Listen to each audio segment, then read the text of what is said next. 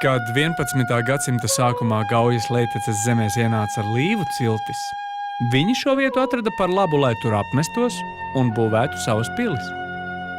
Pagāja nieka 200 gadi, un Līvu zemes iekāroja citi ienācēji. Viņi nāca ar krustu, bet aiz viņiem bruņās tērpti vīri, kas sevi sauc par sobenbrāļiem. Līviem tika dāvāta kristietība, bet atņemta zeme. Gaujas labais krasts pārgāja baznīcas īpašumā, bet kreiso krastu ieguva zobenbrāļi. Lai nostiprinātu savas pozīcijas jauniegūtajā zemē, zobenbrāļi Gaujas krastā uzcēla Siguldas pili, kuras drupas redzamas vēl šodien. Dažus gadus vēlāk arī bīskaps Alberts lika uzcelt nemazāk lepnu pili Gaujas pretējā krastā. Atmiņas par Līviem saglabājās tikai šīs pils nosaukumā – Turaida. Vārds Turaida vien jau skan kā leģenda. Tā izcelsme joprojām nav skaidra, bet tiek uzskatīts, ka seno līvu valodā šis vārds nozīmē dieva dārzs. Vairākas leģendas saistās ar Gūtmaņa alu, lielāko grotu visā Baltijā. No alas iztek avotiņš, ko senie līvi uzskatīja par svētu, un tā ūdeni par dziedinošu.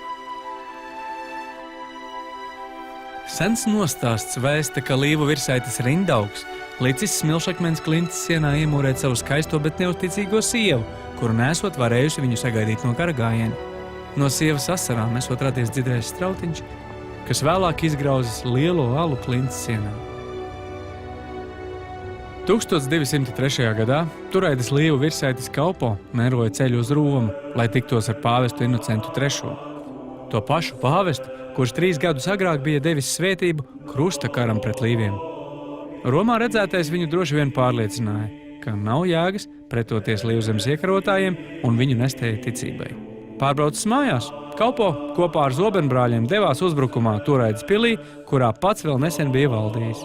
Līvu pils tika nopostīta, un tās vietā uzcelta jauna pils ar daudz stiprākiem mūriem un daudz augstāku torni, kura joprojām tiek saukta tās senajā Līvu vārdā par Turaidas pili.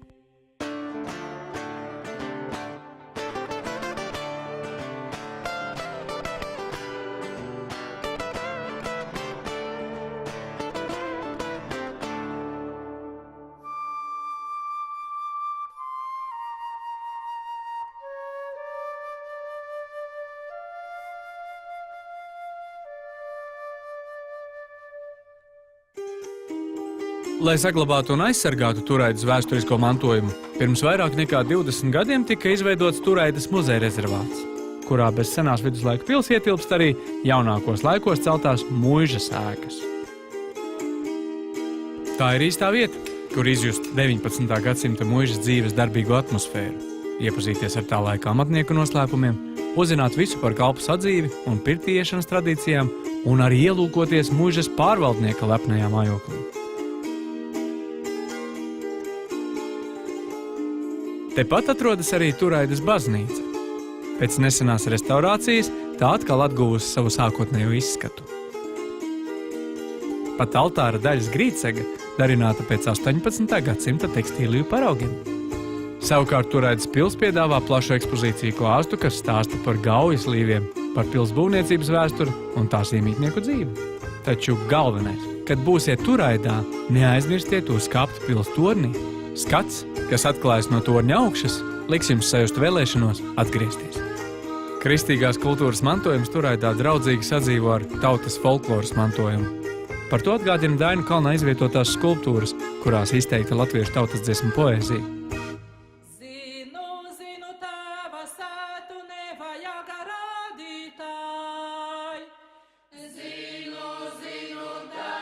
Turaidas muzeja rezervāts ir visvairāk apmeklētais muzejs Latvijā. Īpaši daudz ļaužu te ierodas vasaras vidū, lai turpinātu tradīciju, kas ir vēl daudz senāka par Turaidas pili. Tie ir vasaras saulgrieži, 21. jūnijas, kad gada garāko dienu nomaina īsākā nakts.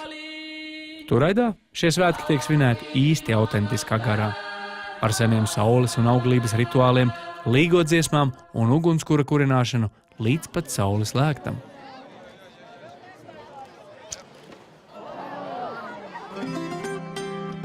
Ja gribat izjust, ko nozīmē Jāņu nakts pagāniskā maģija, brauciet uz Turaidu. Savienoties ar dabas ritmu vismaz vienu reizi gadā, tas ir svētīgi ne tikai pagānam.